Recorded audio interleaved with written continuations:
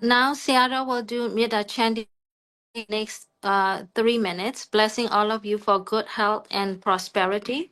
Please pay attention to his blessing, then followed by Dhamma talk.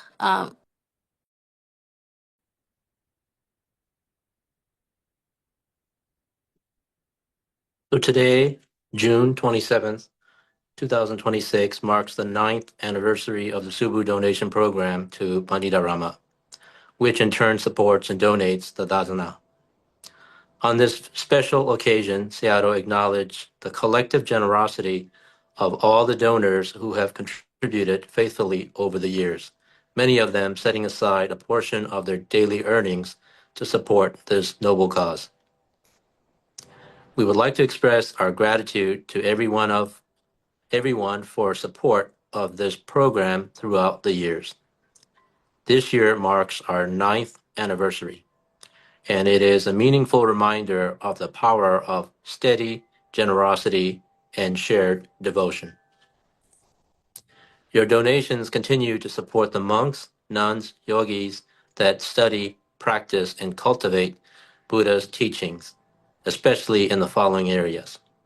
Support for the Sangha at both Pandita Rama locations, one in Sritamgong and Yangon, Myanmar, and the other one in Semaigong Forest Meditation Center, including the monks' 4 requisites for food, for robes, dwelling, and medicine. Secondly, support for meditators, yogis, by providing daily essentials such as food and medicine.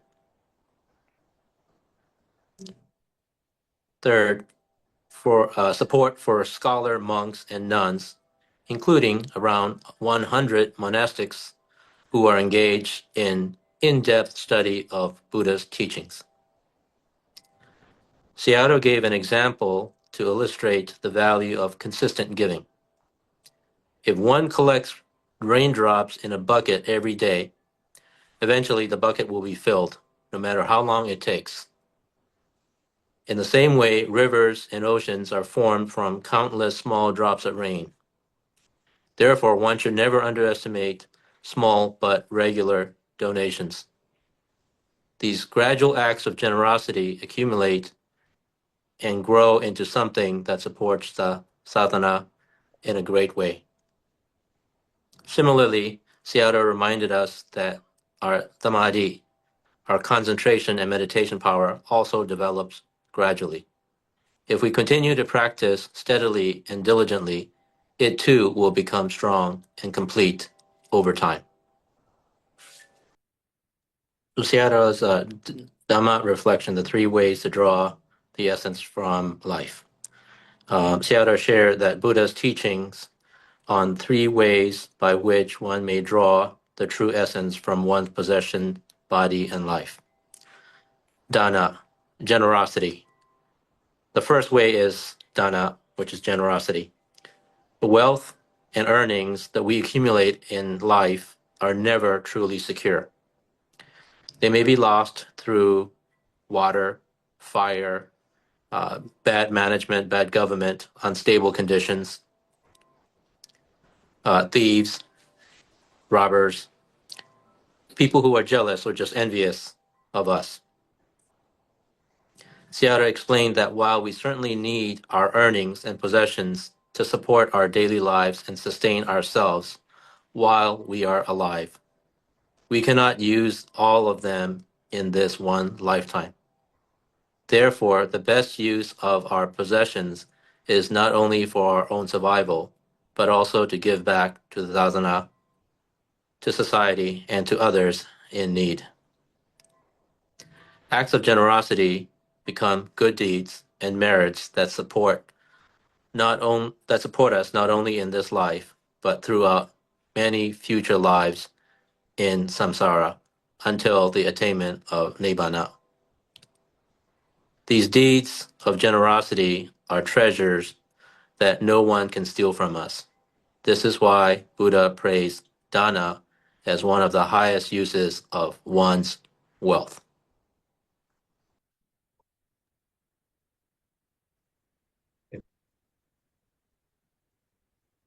So the second way is sila, morality. Sayadaw asked, how do you make the best use of your own body?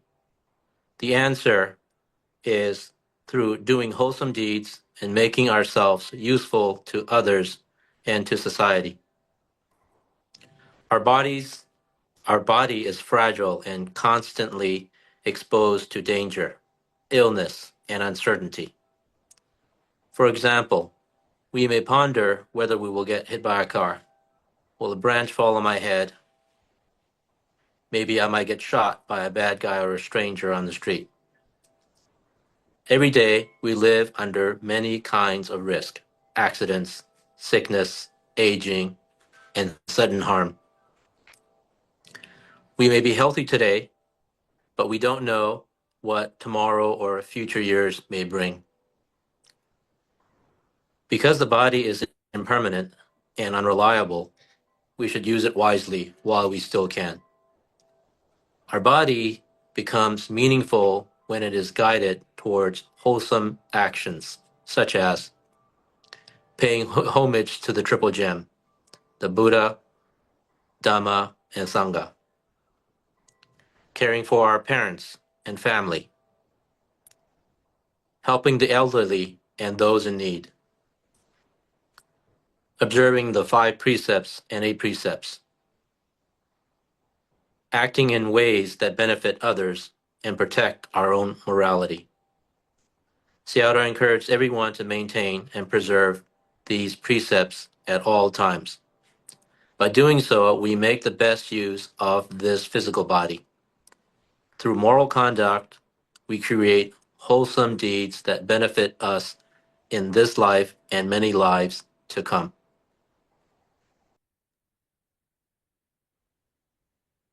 So the third way is meditation and mental cultivation, bhavana.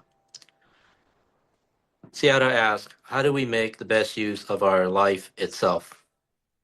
According to the law of impermanence, life can end any time. Because of this, the Buddha taught us to make the most of our life by practicing meditation and walking the path towards Nibbana. We are fortunate to have been born at a time when the Buddha's teachings are still accessible, and when the guidance of teachers and disciples of Buddha are still available to show us the path. We are especially fortunate to have the opportunity to learn and practice Vipassana meditation. As long as the sadhana remained intact, Sayadaw urged all of us to be mindful of this rare opportunity and practice diligently. Through sincere effort in meditation, we gradually purify the mind and move closer to liberation.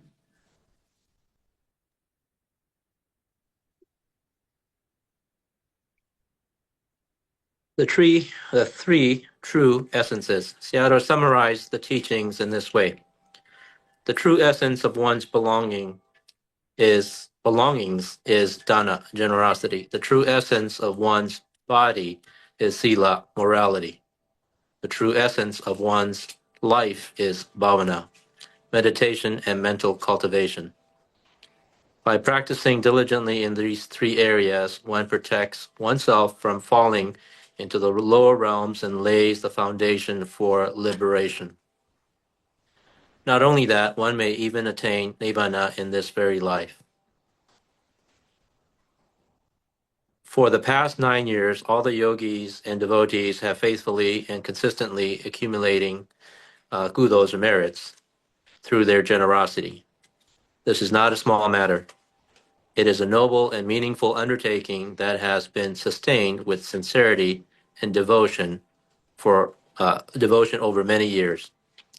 For that reason, we should all feel grateful and recollect the many wholesome deeds that have been performed throughout this time. Sayadaw expressed deep appreciation to this group for consistently and generously supporting the sadhana, especially Panditarama Monastery in Myanmar. He then offered words of merit sharing for all of you. So we are sharing the merits now. By making donations year after year, by saving and offering from our own earnings little by little each day for these past 9 years, may all of us continue striving towards the attainment of Nibbana. As we practice on the path to Nibbana, may we always be blessed with wise parents, wise family members, wise teachers, wise friends, and wholesome environments in this life and in future lives, so that we may remain on the right path and continue steadily towards liberation. May your practice of charity, may your practice of morality, and your practice of vipassana meditation become strong and powerful supports for the attainment of Nibbana and the cessation of all suffering. We share these merits with our parents, our departed loved ones, our relatives, all Dewas, including the guardian Dewas of the house, the tree, the village, the city, town, county, state, and the country, and all beings everywhere. May they rejoice in these merits. May they be well and happy. May they be free from suffering, and may they progress towards liberation. Sadhu. Sadhu. Sadhu. So this concludes the ceremony for today.